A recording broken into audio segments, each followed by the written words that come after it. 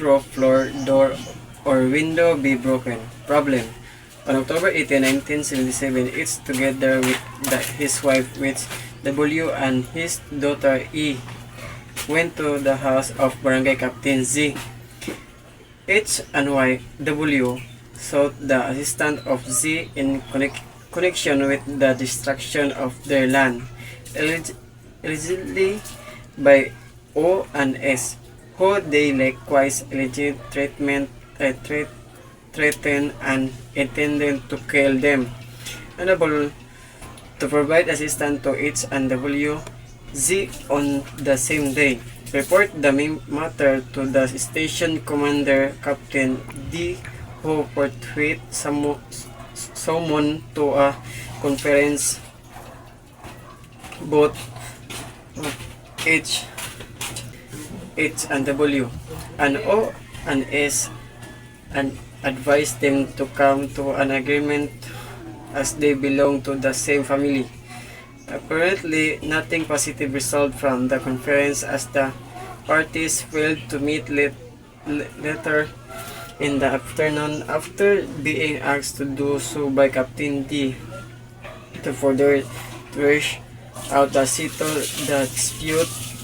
The following day, on October 19, 1977, at around 8 p.m., while H was having supper with his wife at their house, and while their children were resting at their sala, someone knocked on the kitchen door, identifying himself as a G.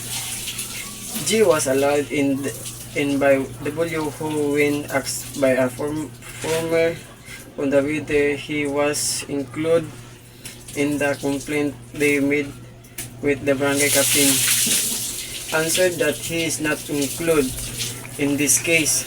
Suddenly, O pushed aside the kitchen door, and after gaining entry, started hacking W with a bulo which was about 30 inches long. W fell after she was hit, and immediately both G and O jumped out of the house. Immediately thereafter, it's after closing the kitchen door and securing the same with bamboo lock, carried W, who was then bleeding profusely, up the house and treated her wound by applying there on a crushed penicillin tablet placed in a cotton, while it was administering to his wife. He heard is giving instruction to his companions to push the door with a wood to gain entry inside the house, and to kill all the occupants thereon, including the children.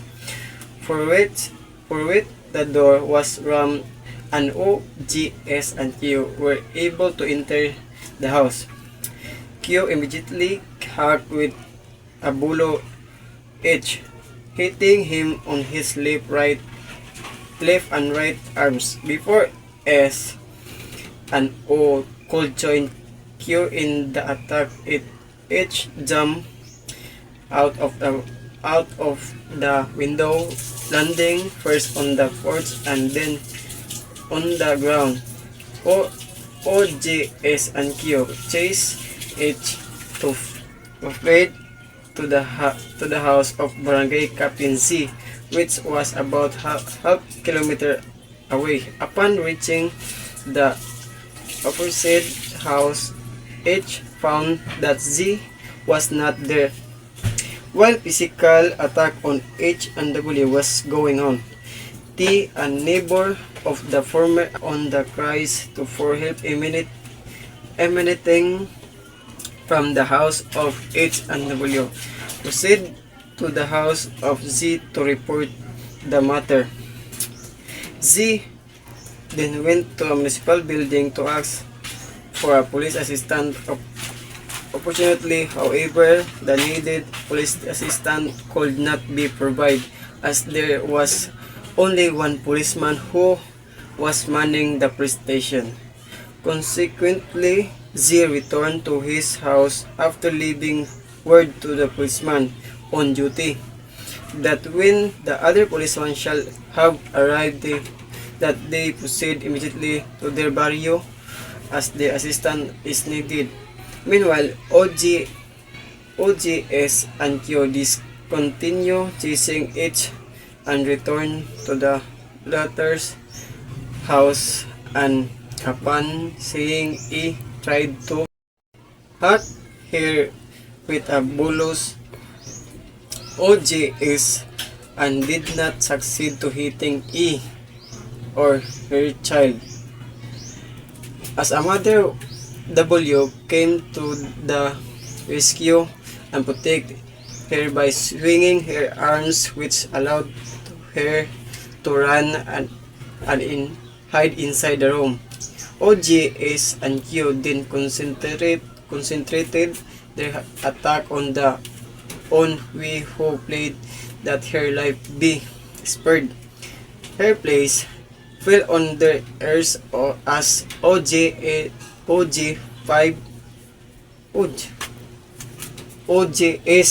and O and continue hacking her. W fell down on the floor after receiving the blows.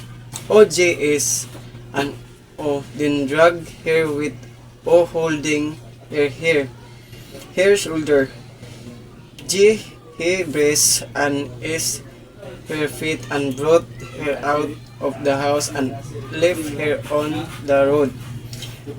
This provided with the opportunity to escape and join her father, whom himself had the escape earlier at the house of OGS, and Q again went back to the house of H and W. Found a wounded H and E waiting for him. Both whom narrated the hacking incident that had just happened in their house. After a while, Sergeant C, responding to the call for assistance of Z, arrived except for H. They all proceed to the house of H and W along the way. However, they found the dead body of W lying near the ditch on the left side of the road, 14 meters from the house of H and W. Consequently, they proceed to the house H and W and found the OGS and Q were no longer there, and their house had been ransacked. Na isa ka pamilya nga niadto sa balay ni Kapitan Z nga magreklamo o mahatagan aksyon ang ilang problema nga paguba silang property o pagbahad nga patyon sila. So, niadto sila. Yun, ang ginsaksyon ni Kapitan Z sa isa ka pamilya, which is si H and W, na moadto ni Commander Captain D o dito magkuha og sumon. So niadto sila ni Commander D. Mabot na dito, nagbuhat silang sumon o gisulti tanan ilahang reklamo batok sa duha ka tawo ang ginganlan si O ug si S.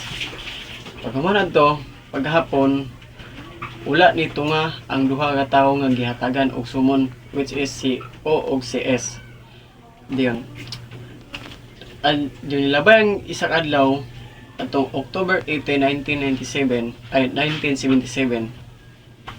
Samtang gakaon ang isang pamilya, which is H, W, and E sa alas 8 atong taknaa, alas 8 atong gabi, kamulog kaon ang pamilya nay nanuktog sa likod silang balay sa kusina nga ginganlan si G.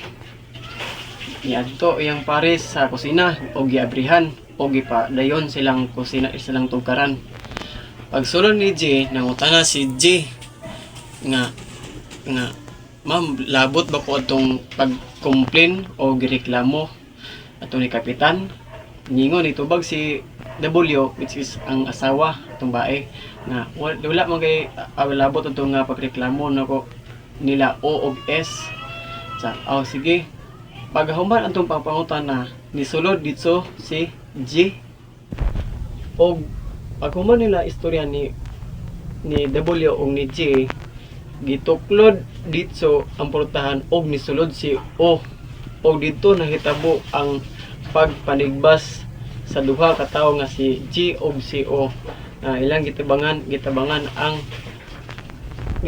ang asawa which is si W, ilang gitigbas.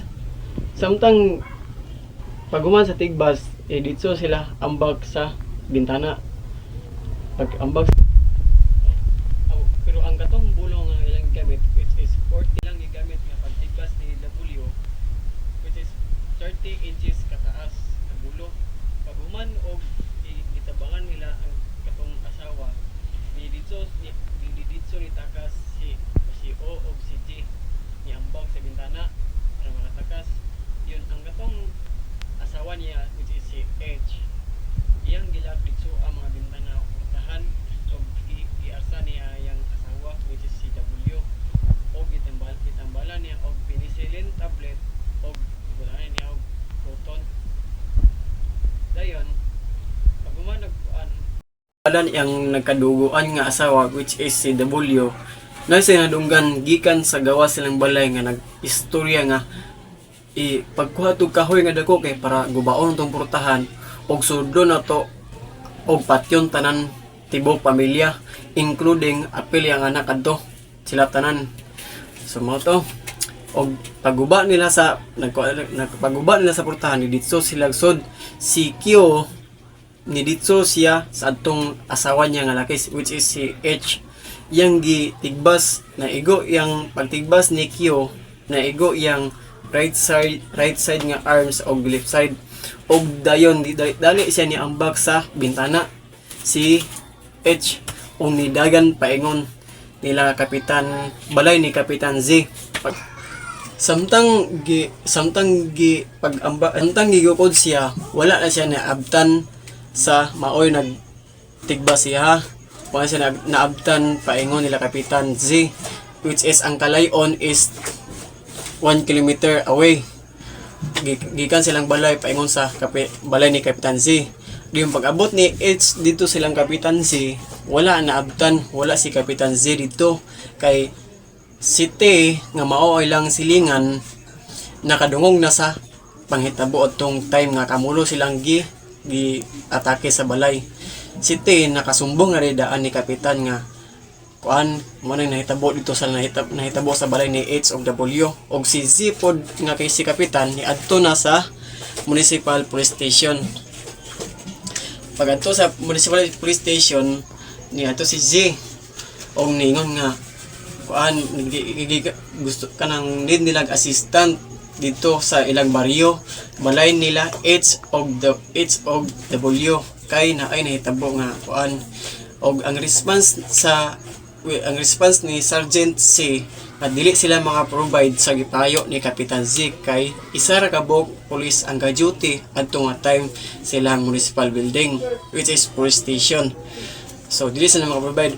Yun ang ingon ni Sergeant C na ayha rin sila makaadto dito og moabot niya mga kauban. So mao tong tugon ni Sergeant C. So nibalik si Z pag-abot nibalik si Captain Z.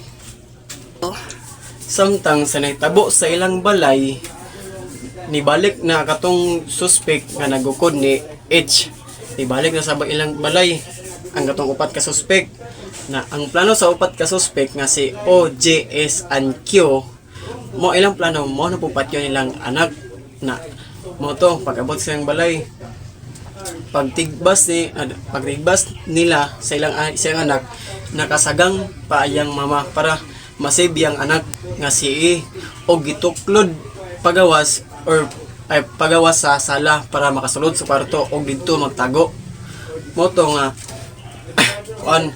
So iyang mamang natigbasan. So pagkahuman adto si W gihawiran sa buhok sa likod ilang gitabangan pag-arsa padulong gawas gibira nila sa gawas sa dalan diyon dito na diyang gibawian og kinabuhi si W, which is iyang asawa. Dito sa kilid sa dalan nga ilang giguyod sa upat ka suspect. Yung pag-abot ito, naka-respond si Sergeant C na padulong na sa baryo nga paghitabuan sa krimen.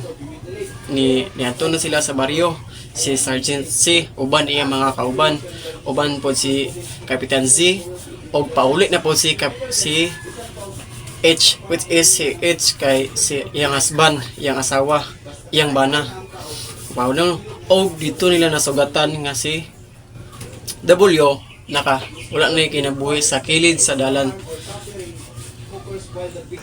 Og nakit-an nila ang asawa ni H na wala na kinabuhi sa kilid sa dalan, which is ang kalayon silang balay og sa patayng lawas siyang asawa, which is 14 meters kalayo, og nasa left side sa dalan pagawas paingon og padong ka silang balay right side, og pagawas ka silang balay left side, og dito nakit-an iyang asawa nga wala na kinabuhi.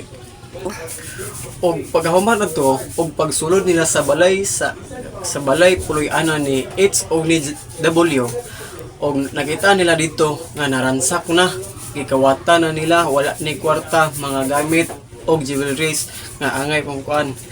Og moto wala na ang upat ka suspect nga ginganlan si O, G, S, and Q. What are the aggravating circumstances in the case? Answer. Accordingly, the crime committed by O, J, S, and Q for killing of W simple homicide with the aggravating circumstances of first is dueling. Since the crime was committed inside the residence of the said the case, dueling o tirahan residente dahil ang krimen ay naganap sa loob ng tirahan ng nasasabing namatay. Number 2. Breaking a wall or door to gain entry of Article 14, number 19, Revised Penal Code, instead of unlawful entry as erroneously found by the trial court, since O, J, S, and Q rammed the door of its hinges in order to gain entry, whereas unlawful entry exists only when entrance into a building is made by a way not for the purpose of entry.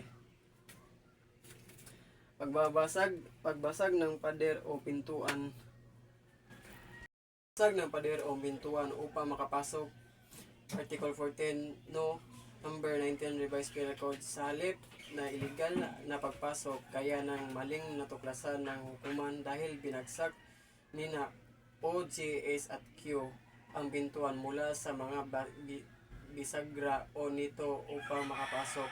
Samantalang ang illegal na pagpasok ay umiira lamang kapag ang pagpasok sa isang gusali ay ginawa sa pamamagitan ng isang paraan na hindi para sa layunin ng pagpasok.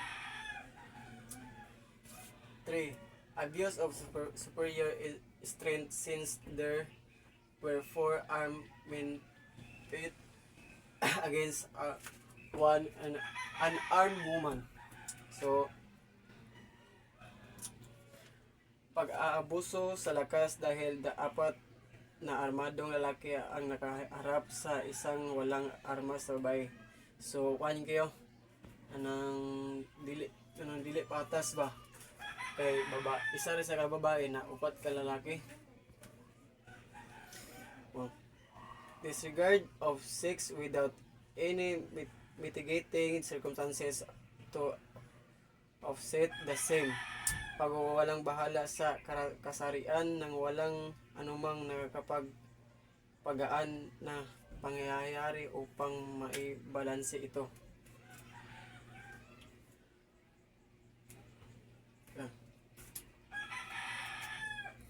It was a victim the crime of committed the since the qualifying circumstances of evident and premeditation has not been proven. The aggravating circumstances property considered should be dwelling and breaking a wall or window door to gain entry instead the unlawful entry.